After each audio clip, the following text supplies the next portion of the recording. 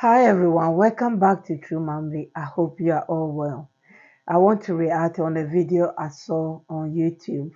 This video is about English couples that visited Ghana and they were having conversation about Ghana, what they thought Africa is and Ghana is before they got to Ghana.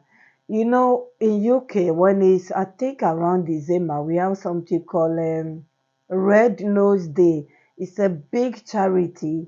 There might be two. There is two.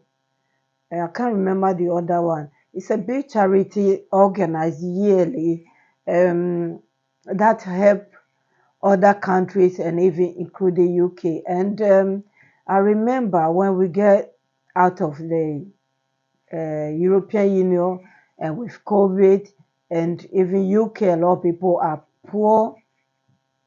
They were debating whether to use that money on Africans, poor Africans, or use it here. Anyway, long story short, those are the things they show on the telly. You know, when that time comes and they are starting to advertise about it to get people's mind, brain ready for it. What they show is, you know, the poor kids with the running nose, with the fries around their nose and the drippy, and the children with, I don't know where they get them from, with like their bones is like it's sticking out. God forgive me. Those are the things that they show. And you know, some of these people that pay or contribute towards it are very old.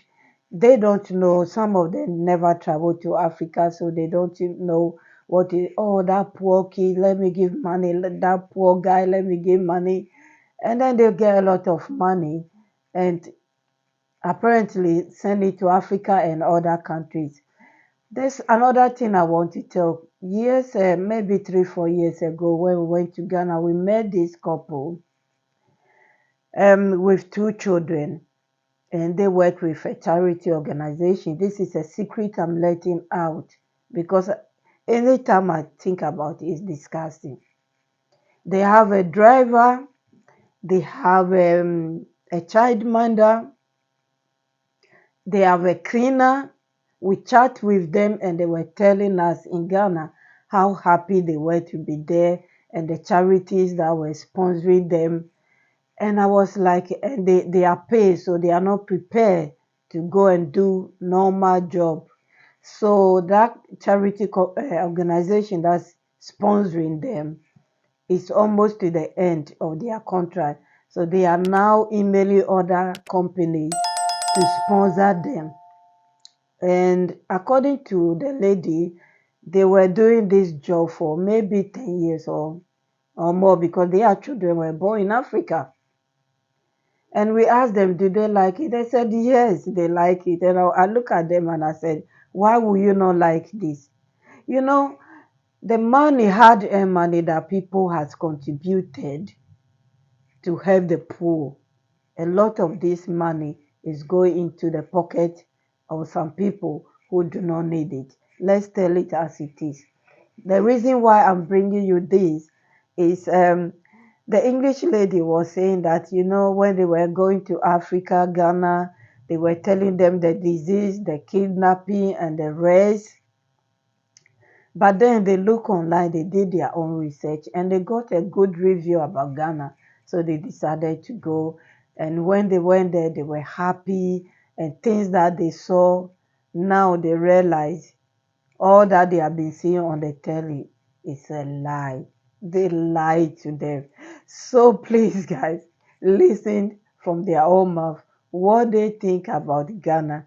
Whether they will go again or not, just please listen to it and leave your comment. I'm surprised because there is another video that I did about another German couples with their own opinion about Africa, and you know, I'll bring that out. I don't know which one will come out first, but things like that just makes me laugh, you know. Um, excuse me. We I don't know. Let me leave it that way. Otherwise, the video will be long. So please leave your comment, share it if you want to. But like I said, these days I'll be reacting um, to anything concerning Africa, positive, negative, whatever. I'll be reacting on it on my channel, anything, true life story.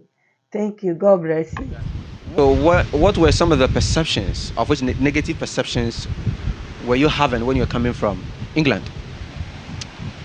I think one of the overarching perceptions of travelling in Africa for European people is that it perhaps feels dangerous here, and that it can feel unsafe. And I think that's probably one of the main reasons why people feel worried to come here. Like, they hear stories from South Africa about hijacking. They hear stories about Northeast Africa and some terrorist attacks and things. And I think, unfortunately, Africa is a massive continent, but it's not necessarily perceived that way by the Western world. It's really strange. I think people in the Western world think of Africa as more like a country than a continent. And we were saying here, just as we arrived, the latest variant, the Omicron variant, was announced, and everyone was really worried for us and whether we were going to get back and whether it was going to be okay, or if Africa would go on lockdown.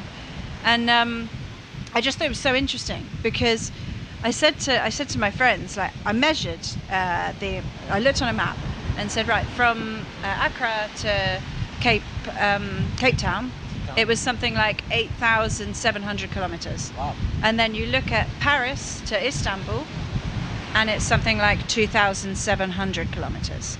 And so if the Omicron variant was in Istanbul and we were going on holiday to Paris, no one would be asking us if we were going or not, and if we'd be worried, because it's so far away. Yet Cape Town to Accra is like triple that. So I find that really interesting, that the perception is that it's more like a country, and people don't realize that each individual country in Africa is very different and has totally different culture and very different levels of security, and the way they treat and look after tourists. I think there's a lot to be done there. The scale is something that we were talking to my niece about before we left as well, and I said to my niece Emily, I said, how big do you think Africa is in relation to the United States? And she said, oh, the United States is bigger. But we are the second largest continent in the world. Oh yeah. Well, then we looked at it on the when you do the fitting the different countries into Africa, and you can fit China, India, the United States, Eastern Europe, Italy, the UK, the whole of Madagascar is the same as the UK.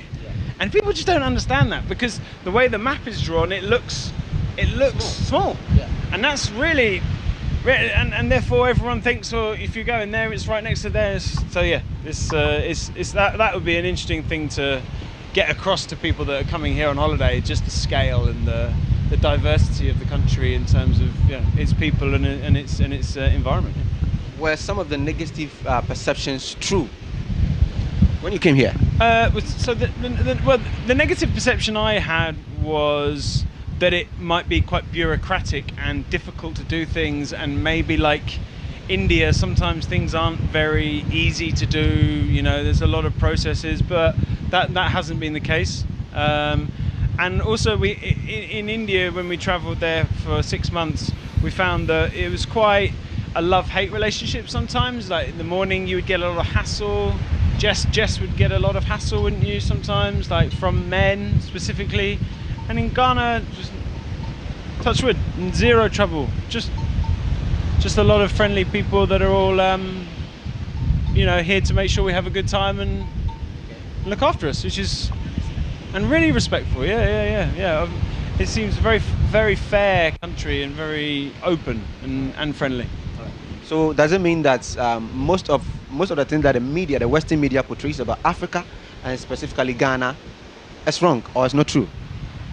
I don't think you see much in the Western media about Ghana specifically, but you see in the media there's always stories of like famine, war, malaria, AIDS, like all these, like lots of charity adverts and things, and it's always the same perception of Africa as a young child who's very hungry, has to walk many miles for water. And I don't natural point of view, but also from a cultural point of view. So do you think that people should travel to Africa or Ghana to unlock the true Ghana or to unlock the true Africa? Definitely.